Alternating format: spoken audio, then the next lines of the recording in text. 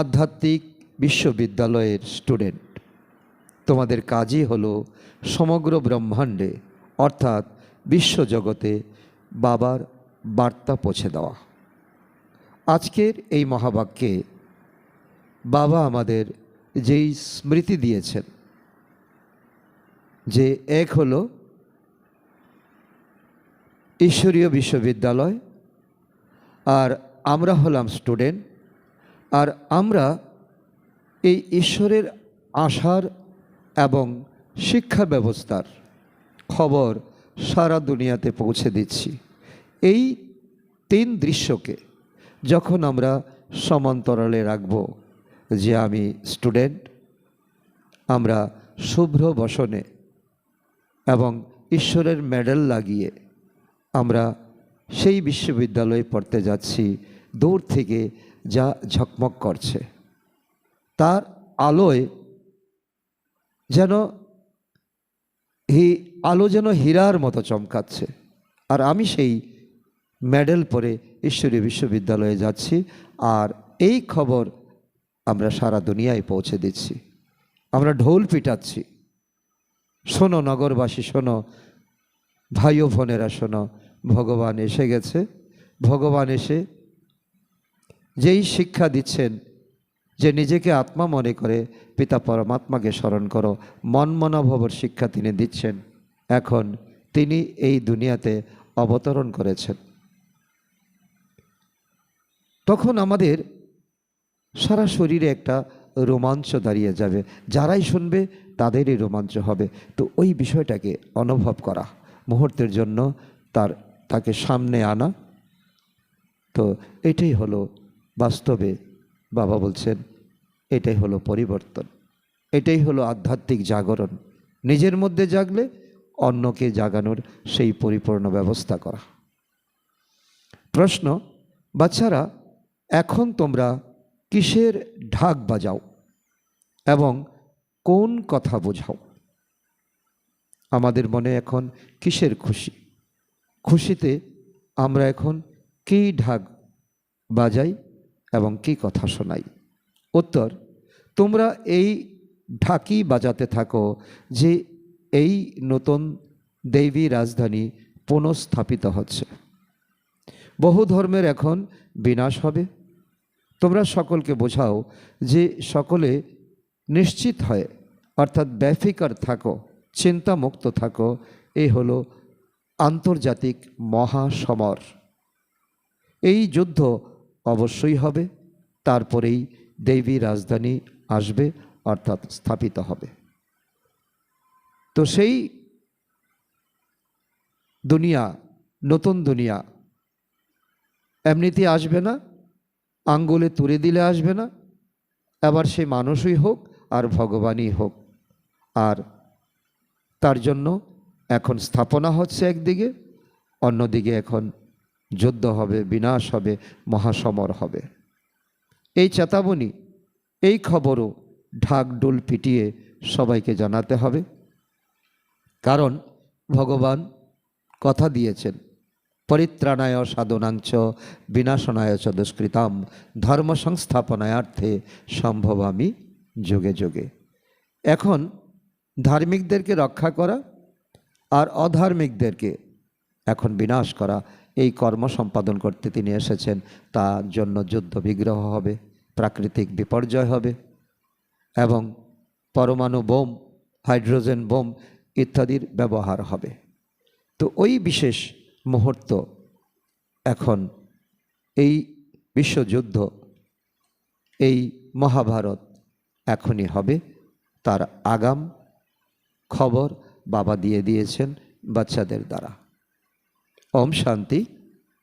এই হলো আধ্যাত্মিক বিশ্ববিদ্যালয়, সকলকে একত্রিত করার। সমগ্র ব্রহ্মাণ্ডে যে সকল আত্মারা রয়েছে, বিশ্ববিদ্যালয়ে আত্মাই তো পড়ে। ইউনিভার্স অর্থাৎ বিশ্ব।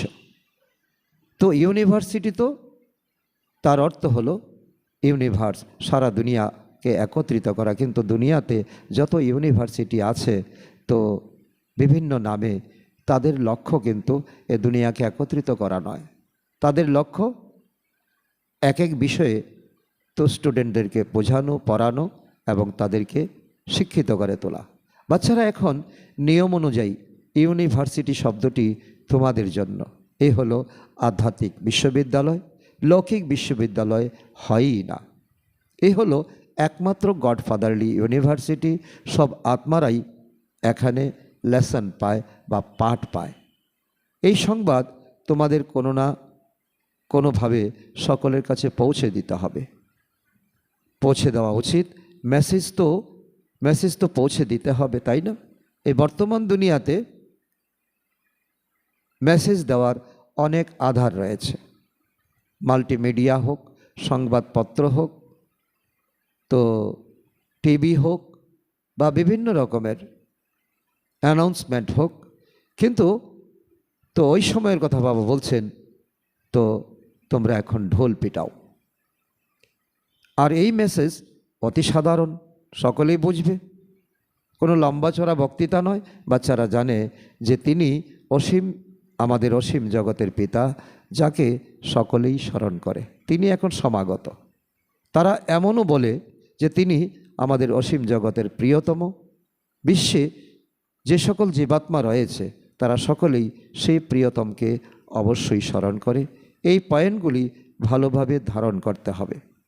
যারা ফ্রেশ বুদ্ধিসম্পন্ন হবে তারা ভালোভাবে ধারণ করতে পারবে, কারণ এটা ভগবানও বাচ, ভগবানের সন্দেশ, ভগবানের এখন খবর।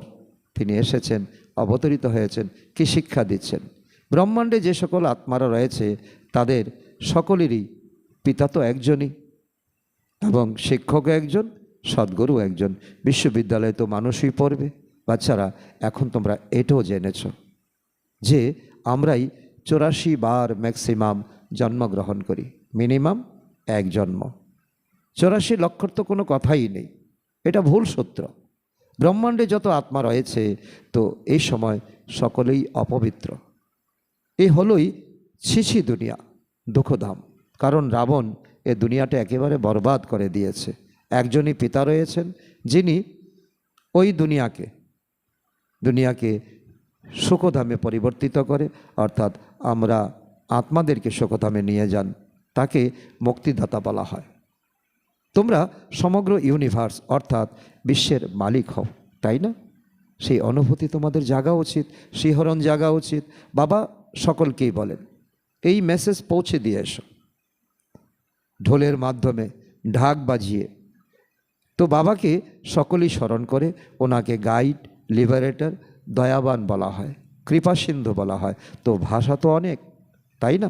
যে যেভাবে এক্সপ্রেশন করতে পারে, সকল আত্মারাই একজনকে ডাকে। তাহলে তিনিই হলেন সকল ইউনিভার্সের একমাত্র টিচার। এখন বিশ্ব বন্ধুত্ব, বসুদেব কুটুম্বকম তিনিই করতে পারেন। তাই এখন পিতা পরমাত্মা এই শিক্ষা ব্যবস্থা এখন চালু করেছেন। বাবা তো তিনি অবশ্যই, কিন্তু এ কথা কেউ জানে না যে ভগবান আমাদের পিতা, তিনি আমাদের সকলের আত্মাদের টিচারও বটে, গুরুও বটে, সকলকে গাইড করেন তিনি। কারণ মায়া রাবণ আমাদেরকে ভুল পথে চালিত করেছে। বাচ্চারা, এই অসীম জগতের গাইডকে একমাত্র তোমরাই জানো, 3 সম্বন্ধে জানো তোমরা, অর্থাৎ ব্রাহ্মণরা ব্যতীত অন্য আর কেউ জানে না। আত্মাকেও তোমরা জেনেছ যে আত্মা কি পদার্থ। দুনিয়ায় তো এমন একজনও মানুষ নেই, বিশেষত ভারতে, সাধারণভাবে বিশ্বে কারোরই জানা নেই যে আত্মা কি জিনিস।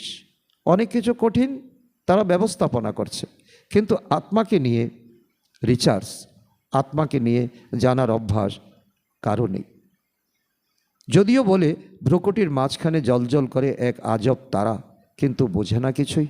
তাকে অনুভব করা, তাকে তৃতীয় নেত্রর মাধ্যমে দেখা, এই কেবল যারা এখন তোমরা সিরিয়াস, যারা এখন মনোযোগী হয়ে পড়াশোনা করছো, তোমরাই তাকে অনুভব করতে পারছো।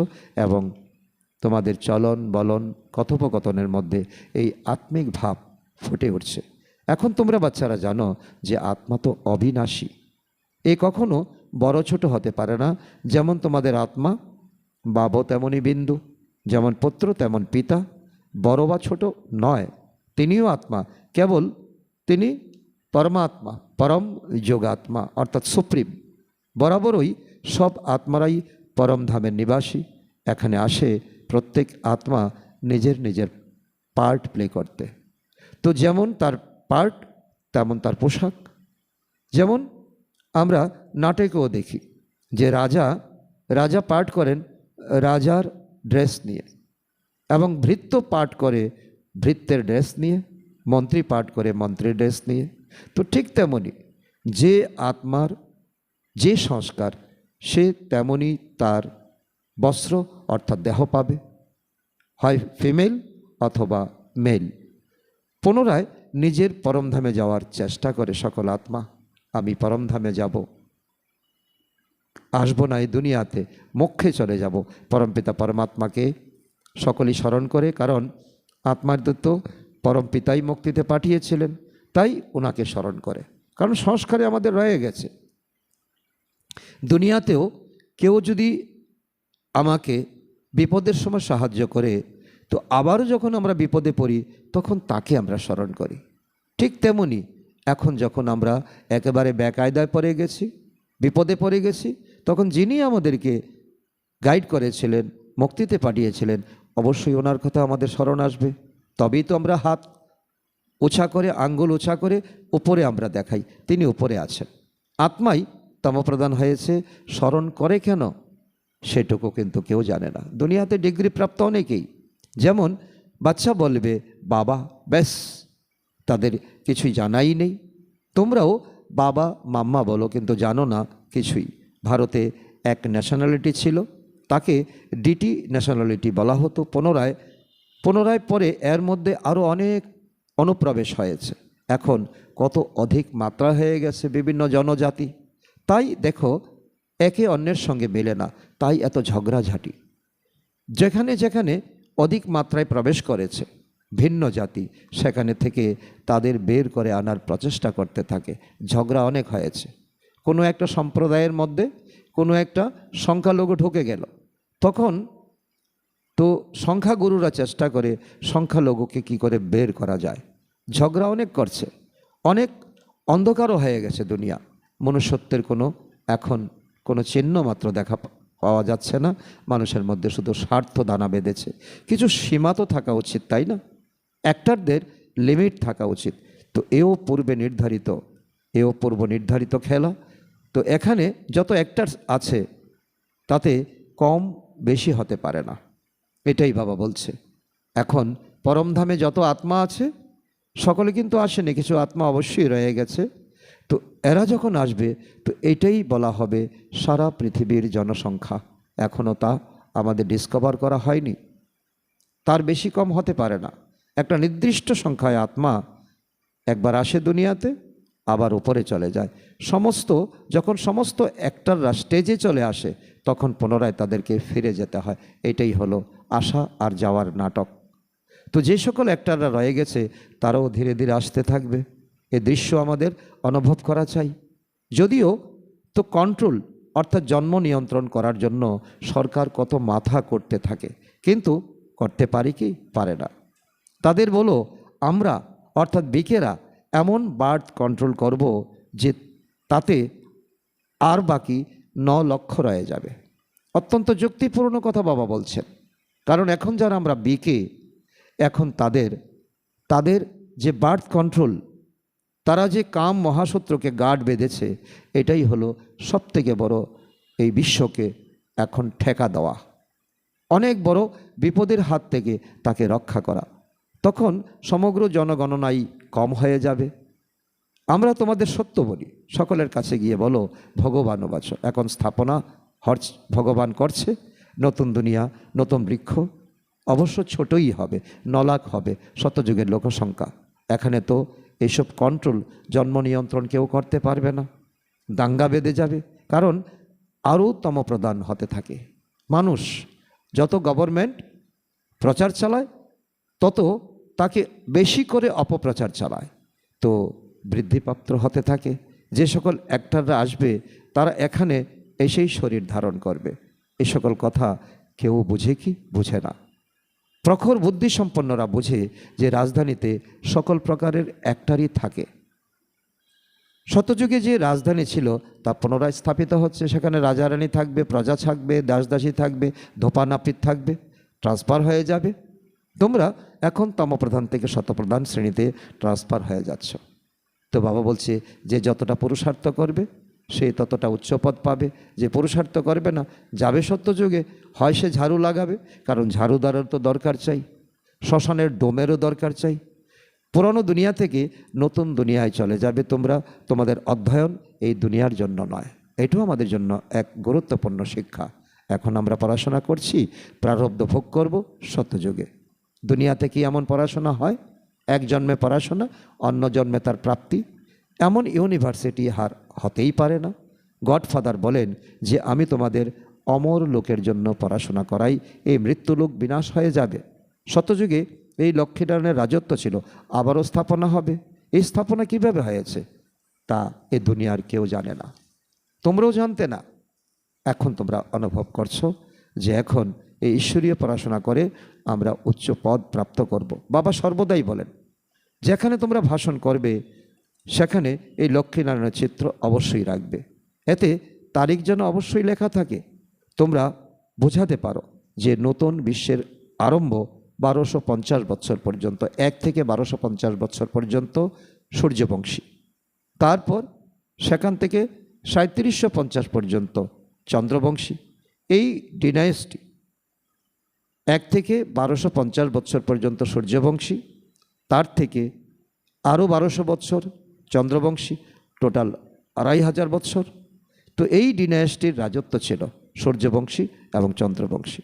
যেমন বলা হয় তাই না, খ্রিস্টান রাজ্যবংশীর রাজ্য ছিল, একে অপরের পরে চলে আসে। কারণ দ্বাপর যুগে বিভিন্ন ধর্মের এন্ট্রি হয়, ইব্রাহিম, বুদ্ধ, ক্রাইস্ট। তো যার যার পার্ট যেমন যেমনভাবে তেমনভাবে তারা চলে আসে এই ধরতিতে, এই স্টেজে। যখন এই দেবতা রাজবংশ ছিল তখন দ্বিতীয় কেউ ছিল না। এখন পুনরায় এই রাজবংশ স্থাপিত হচ্ছে, বাকি সকলের বিনাশ হতেই হবে। লড়াই ও সম্মুখে দাঁড়িয়ে রয়েছে। ভাগবত ইত্যাদিতে এর উপরেও কাহিনী রচিত হয়েছে। শৈশবে এসব গল্প কথা দিয়ে আমরা শুনতাম। এখন আমরা অবশ্যই আমরা জানতে পারছি যে এই রাজত্ব কিভাবে স্থাপিত হচ্ছে। বাবা এসে আমাদেরকে ডিটেল বলছেন। অবশ্য বাবাই রাজ্য শিখিয়েছেন, যারা উত্তীর্ণ হয় তারা বিজয় মালার দানা হবে। আর কেউ এই মালার রহস্য সম্পর্কে জানেই না, তোমরা জানো। তোমরা হলে প্রবৃত্তি মার্গের ওপরে বাবা দাঁড়িয়ে রয়েছেন, ওনার তো নিজের শরীর নেই। তারপর ব্রহ্মা সরস্বতী অর্থাৎ লক্ষ্মীনারায়ণ।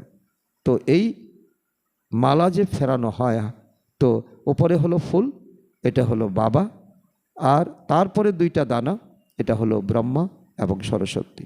প্রথমে চাই বাবা, তারপরে যুগল ব্রহ্মা সরস্বতী। রুদ্রাক্ষের তো দানা হয় তাই না?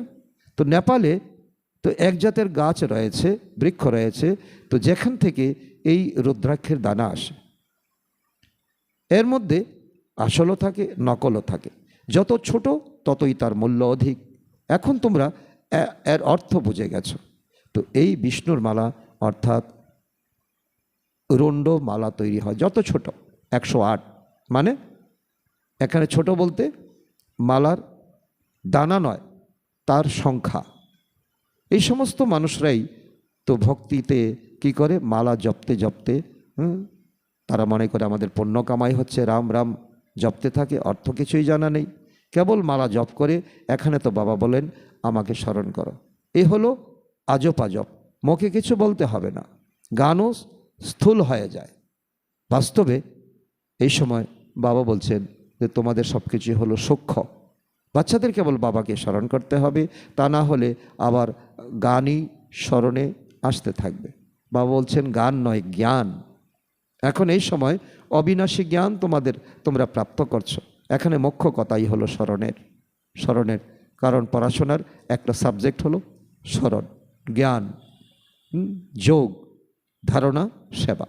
তোমাদের আওয়াজের ঊর্ধ্বে যেতে হবে, অর্থাৎ নির্বাণ ধামে যেতে হবে, সূক্ষ্ম দুনিয়াতে যেতে হবে। বাবার ডাইরেকশন হলো মনমনা ভব, যেখানে পিতা পরমাত্মা রয়েছেন, তো সেখানে সেই স্থিতি বানিয়ে সেখানে যাওয়া আসা করো। বাবা কি বলেন যে গানও গাও, চিৎকার চেঁচামেচি করো। এই ভক্তিতে যত গান রচনা করা হয়েছে, তো আসলে তা দিয়ে ভগবানের কাছে যাওয়া সম্ভব নয়। এটা হলো চিৎকার চেঁচামেচি। আবার মহিমা কীর্তনের কোনো প্রয়োজন আছে কি? ভগবানের মহিমা করার কোনো প্রয়োজন নেই, ভগবানকে স্মরণ করা, এটাই হলো মূল কথা। এ তো তোমরা জানো যে তিনি হলেন জ্ঞানের সাগর, সুখ শান্তির সাগর। মানুষ জানে না, এমনি এমনিই নাম রেখে দিয়েছে, তোমরা ব্যতীত আর কেউই জানে না। বাবাই এসে নিজের নাম, রূপ ইত্যাদি বলেন। আমি কেমন, আমি কেমন, তোমরা অর্থাৎ বাচ্চারা কেমন। তোমরা প্রচুর পরিশ্রম করো, তো সেজন্য পার্ট প্লে করার জন্য অর্ধেক কল্প ভক্তি করেছ, তো আমি তো এইভাবে পার্ট প্লে করতে আসি না। আমি পার্ট প্লে করতে আসি, ব্রহ্মার শরীরে আসি, আমি জ্ঞানের সাগর, আমি তোমাদেরকে জ্ঞান প্রদান করছি। তোমাদের মতো আমার তো কোনো শরীর প্রাপ্ত হয় না, আমি শরীর লোনে নেই, আমি দুঃখ সুখ থেকে মুক্ত। তোমরা কিন্তু দুঃখ ভোগ করো, তোমরা কর্ম করো এবং কর্ম ভোগ করো, কর্মফল ভোগ করো। আমি কর্ম করি না, কর্মফল ভোগ করি না। পুনরায় তোমরাই সুখ ভোগ করো সত্যযুগে। তোমাদের ভূমিকা আমার থেকে উচ্চ, কারণ আমি সত্যযুগে যাই না। আমি তো আধাকল্প ওখানেই পরমধামে বানপ্রস্থ অবস্থায় আরাম করে বসে থাকি। তোমরা আমাকে ডাকতে থাকো। এমন নয় যে আমি ওখানে বসে তোমাদের ডাক শুনি। ড্রামা অনুসারে তো যে শোনার ব্যবস্থা সেটাও থাকবে না, আমি শুনবই না। আমার ভূমিকা রয়েছে এই সময়ে, ড্রামার পার্ট আমি জানি। এখন ড্রামা সম্পূর্ণ হতে চলেছে, আমাকে গিয়ে পতিতদের পবিত্র করার পার্ট প্লে করতে হবে। এছাড়া আর কোনো কথাই নেই। সময়ে, যথাসময়ে আমার যখন আসার সময় হয়, তখনই আমি চলে আসি ড্রামা অনুসার। এর আগেও নয়, তারপরেও নয়। মানুষ মনে করে যে পরমাত্মা সর্বশক্তিমান, তিনি অন্তর্যামী, সকলের অন্তরে কী চলছে তা তিনি জানেন। তো কিন্তু বাবা বলেন এরকম হয় না। তোমরা যখন সম্পূর্ণ তমপ্রধান হয়ে যাও, তখন সঠিক সময় অনুসারে আমাকে আসতে হয় তোমাদেরকে শতপ্রধান বানানোর জন্য। সাধারণ শরীরে আমি আসি বাচ্চারা, এসে তোমাদেরকে আমি দুঃখ থেকে মুক্ত করি। কারণ যে চিন্তা, যে ভাবনা, যে কর্ম তোমাদেরকে দুঃখ দিচ্ছে, তার থেকে তোমাদেরকে আমি মুক্ত করি। এক ধর্মের স্থাপনা ব্রহ্মার দ্বারা, অনেক ধর্মের বিনাশ শঙ্করের দ্বারা। হাহাকারের পর জয় জয়কার হয়ে যাবে। কত হাহাকার হবে, বিপর্যয়ের ফলে মানুষ মরতেই থাকবে, হোলসেল মৃত্যু হবে। প্রাকৃতিক বিপর্যয়ে অনেকে সহায়তা করে, না হলে মানুষ রোগী দুঃখী হয়ে পড়বে। বাবা বলেন বাচ্চারা যাতে দুঃখী না হয়ে পড়ে, তাই ন্যাচারাল ক্যালামিটিস এমন তীব্রভাগে আসে যে সকলকে শেষ করে দেয়। কারণ প্রকৃতিকে তোমরা এখন তমপ্রধান করেছো, আর প্রকৃতি তার বদলা নেবে। এমন তীব্র বেগে আসে, তো বাচ্চারা দুঃখী না হয়ে পারেই না। সংসার ভাসিয়ে দেয়, স্বপ্ন ভাসিয়ে দেয়। তো বোমা তো কিছুই নয়, প্রাকৃতিক বিপর্যয় তো অনেক তোমাদের ক্ষতি করবে। আর্থকুয়েক অর্থাৎ ভূমিকম্প অনেক কিছু সভ্যতা শেষ করে দেয় একেবারে, তো মাটির নিচে চলে যায়। জলের 1-2 ঝাপটা আসলেই সব কিছু শেষ। সমুদ্র অবশ্যই উছলে পড়বে, ধরণীকে গ্রাস করবে। 100 ফুট পর্যন্ত জল উছলে উঠবে, তখন কীরকম অবস্থা সৃষ্টি হবে একবার ভাবো। বাবা সব কিছুর ইঙ্গিত আমাদেরকে দিচ্ছেন। এখন আমরা যদি জেগে আমরা ঘুমাই, তাহলে আমাদেরকে কে রক্ষা করবে? ভগবানের প্রতিটি কথা আমাদের এখন আন্দাজ করতে হবে, হুঁশিয়ার থাকতে হবে, ঈশ্বরের কথাকে আমাদের পালন করতে হবে। এ হলো হাহাকারের দৃশ্যপট। এমন দৃশ্য দেখার সাহস চাই, পরিশ্রম করতে হবে, ভয়শূন্য হতে হবে। বাচ্চারা তোমাদের ভিতরে একদম অহংকার থাকা উচিত নয়। বাবা প্রত্যেকটি অক্ষর, প্রত্যেকটি লাইন অত্যন্ত দৃঢ়তার সঙ্গে বলছেন, দেহি অভিমানী হও, এটাই তোমাদের রক্ষা কবচ। যারা দেহি অভিমানী হয়ে থাকে তারা অত্যন্ত মিষ্টি হয়ে যায়। বাবা এও বলেন আমি হলাম নিরাকার এবং বিচিত্র, চিত্রবিহীন। এখানে আসি সার্ভিস করার জন্য। দেখো আমার কত মহিমা কীর্তন করে, জ্ঞানের সাগর, দয়ার সাগর, প্রেমের সাগর, হে বাবা। আর পুনরায় বলে পতিত দুনিয়ায় এসো। তোমরা অত্যন্ত ভালোভাবে নিমন্ত্রণ করো, তাই না? নিমন্ত্রণের ছিঁড়ি দেখো, বাবা বলছে তোমরা পতিত দুনিয়াতে বাবাকে নিমন্ত্রণ করছো। তোমরা এমনও তো বলো না যে স্বর্গে এসে দেখো কত সুখ। তারা বলে যে হে পতিত পাবন, আমরা তো অপবিত্র, আমাদের পবিত্র করতে আসো। তাদের নিমন্ত্রণ দেখো কেমন, সম্পূর্ণ তমপ্রধান পতিত দুনিয়া, তারপর পতিত শরীরে তো আবাহন করে। এখন পিতা পরমাত্মার পার্ট ভারতবাসীরা বড় ভালোভাবে নিমন্ত্রণ জানায়। ড্রামার রহস্য এইভাবেই রয়েছে, এইভাবেই বলবে, আর পরমাত্মা এতেই সন্তুষ্ট। তো ওনার কি জানা ছিল যে এ হলো ওনার বহুজন্মের অন্তিম জন্ম? ব্রহ্মা বাবা কি জানতেন? বাবা যখন প্রবেশ করেছেন তখন বলেছেন এটা তোমার অন্তিম জন্ম, অনেক জন্মের অন্তিম জন্ম। বাবা প্রতিটি কথার রহস্য বুঝিয়েছেন। ব্রহ্মাকেই তার পত্নী হতে হবে। শিব বাবা বলছেন আমি তো পতি, আর ব্রহ্মা হলো আমার স্ত্রী, আর তার দ্বারা আমি সংসার বানাই। তো বাবা স্বয়ং বলেন ইনি আমার স্ত্রী, আমি ওনার মধ্যে প্রবেশ করে ওনার মাধ্যমে তোমাদের নিজের করে অর্থাৎ অ্যাডাপ্ট করে নেই। ইনি হয়ে গেলেন তবে সত্যিকারের মা, ব্রহ্মা অর্থাৎ মা, বড় মা, আর উনি হলেন অ্যাডাপ্টেড মা, মাম্মা। মাম্মাকে পরে রচনা করা হয়েছে।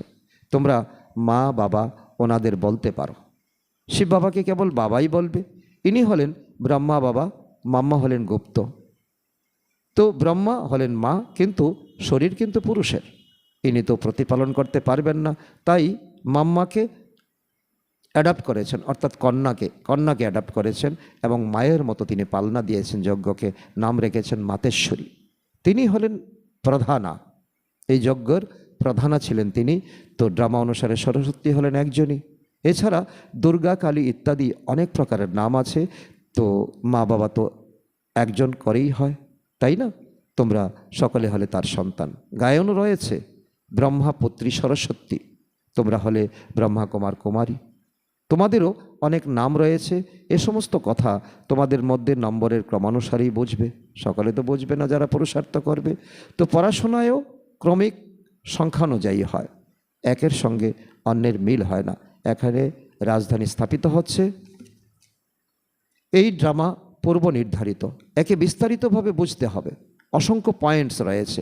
ব্যারিস্টারি পরে শেখানো নম্বরের ক্রম অনুযায়ী ব্যারিস্টার হয়। কোনো ব্যারিস্টার 2-3 লক্ষ উপার্জন করে, আবার দেখো কেউ ছেঁড়া পোশাকও পরে। এখনও তেমনই রয়েছে। তাই বাচ্চাদের বোঝানো হয় যে এ হলো আন্তর্জাতিক মহাসমর। এখন তোমরা বোঝাও যে সকলেই নিশ্চিন্ত হয়ে থাকো, লড়াই তো অবশ্যই হবে। তোমরা ঢাক বাজাও যে নতুন দেবী রাজধানী পুনরায় স্থাপন করা হচ্ছে, অনেক ধর্মের বিনাশ হবে। কত পরিষ্কার, বাবার কথার মধ্যে কোনো রকম জটিলতা নেই। প্রজাপিতা ব্রহ্মার সাহায্যে এই প্রজা রচনা করা হয়। তিনি বলেন এ হলো আমার মুখ বংশজাত। তোমরা হলে মুখ বংশজাত ব্রাহ্মণ, ওরা হলো গর্ভজাত ব্রাহ্মণ। ব্রাহ্মণের গর্ভে যখন সন্তান হবে তখন তাকে কোক বংশাবলী ব্রাহ্মণ বলা হবে। ওরা পূজারী, আর তোমরা এখন পূজ্য হচ্ছ। তোমরা জানো যে আমরাই সেই দেবতা হতে চলেছি। তোমাদের কাছে এখন আলোর মুকুট নেই, কারণ তোমরা এখন পবিত্র হওনি। তোমাদের আত্মা যখন পবিত্র হয়ে যাবে তখন এই শরীর পরিত্যাগ করবে। তোমাদের এই শরীরে আলোর মুকুট দেওয়া যাবে না। আলোর মুকুট দেওয়া যাবে সত্যযুগে, যখন তোমরা কাঞ্চন কায়া শরীর পাবে। আর এখন দিলে তা শোভনীয় হবে না। অপবিত্র শরীর আর পবিত্র তাজ, এটা মানায় না, এটা ম্যাচ হতে পারে না। এই সময় তোমরা গায়নযোগ্য হচ্ছ। এই সময় কারুর আত্মাই পবিত্র নয়, সেই জন্য এই সময় কারুর ওপরেই আলো অর্থাৎ পবিত্রতার তাজ থাকা উচিত নয়। প্রভামণ্ডল থাকে সত্যযুগে। দুকলা যাদের কম তাদেরও এই প্রভামণ্ডল দেওয়া উচিত নয়। বা বলছেন স্বর্গ মানে সত্যযুগ, আর ত্রেতাযুগকে পুরনো সত্যযুগ বলা হবে না, সেমি সত্যযুগ। আর সেখানে এই দেবী দেবতাদের প্রভামণ্ডলও থাকা উচিত নয়। এই সত্য রাজ বাবা এখন আমাদেরকে বলছেন। এখন আমরা পুরুষার্থ যেমন করব তো আমাদের এন্ট্রি তখনই হবে। আচ্ছা, মিষ্টি মিষ্টি হারানিধি বাচ্চাদের প্রতি মাতা পিতা বাপদাদার স্মরণের স্নেহ সুমন ও সুপ্রভাত। আধ্যাত্মিক পিতা তার আত্মারূপী বাচ্চাদের জানাচ্ছেন নমস্কার। আমরা আত্মারূপী সন্তানরা আমাদের মাতা পিতা বাপদাদাকে জানাই স্মরণের স্নেহ সুমন, সুপ্রভাত ও নমস্কার। ধারণার জন্য মুখ্য সার: 1 নম্বর, নিজের স্থিতি এমন অবিচল এবং নির্ভীক করতে হবে যাতে অন্তিম বিনাশের দৃশ্যকে দেখতে পারা যায়। দেহি অভিমানী হওয়ার জন্য পরিশ্রম করতে হবে। নম্বর 2, নতুন রাজধানীতে উচ্চ পদ প্রাপ্ত করার জন্য অধ্যয়নের উপর পুরোপুরি মনোযোগ দিতে হবে। পাশ করে বিজয় মালার দানা হতে হবে। আজকের বরদান: সদা ভাগ্যবান আর ভাগ্যের স্মৃতিতে থাকা। সর্বশ্রেষ্ঠ ভাগ্যবান ভব। সঙ্গম যুগে চৈতন্য স্বরূপে ভগবান বাচ্চাদের সেবা করছেন। ভক্তি মার্গে সবাই ভগবানের সেবা করে, কিন্তু এখানে চৈতন্য ঠাকুরদের সেবা স্বয়ং ভগবান করছেন। অমৃতবেলা উঠিয়ে দেন, ভোগ খেতে দেন, ঘুম পাড়িয়ে দেন, রেকর্ড অনুসারে শোয়া আর রিগার্ডপূর্বক ঘুম থেকে ওঠা। এইরকম লাডলা বা সর্বশ্রেষ্ঠ ভাগ্যবান হলাম আমরা ব্রাহ্মণরা। এই ভাগ্যের খুশিতে সদা নাচতে থাকো। কেবল বাবার লাডলা হও, মায়ার নয়। যারা মায়ার লাডলা হয় তো মায়াও তাদের সাথে বাচ্চাদের খেলা খেলে। স্লোগান: নিজের হাসি খুশি চেহারার দ্বারা সকল প্রাপ্তিগুলির অনুভব করানো, এটাই হলো সত্যিকারের সেবা। আজকের মাসের প্রথম দিন 1 নভেম্বর। আজকে অব্যক্ত ইশারা নতুনভাবে চালু হয়েছে। অশরীরী বা বিধিহীন স্থিতির অভ্যাস বাড়াও। অশরীরী হওয়া অর্থাৎ আওয়াজের থেকে ঊর্ধ্বে চলে যাওয়া। শরীর আছে মানে আওয়াজ আছে। শরীর ছেড়ে ঊর্ধ্বে চলে যাও তো সাইলেন্স। 1 সেকেন্ডে সার্ভিসের সংকল্পে এসো, আবার 1 সেকেন্ডে সংকল্প থেকে ঊর্ধ্বে স্বরূপে স্থিত হয়ে যাও। কাজ করার জন্য শরীরের ভানে এসো, আবার সেকেন্ডে অশরীরী হয়ে যাও। যখন এই ড্রিল পাক্কা হয়ে যাবে তখন পরিস্থিতিগুলির মোকাবেলা করতে পারবে। আচ্ছা, ওম শান্তি।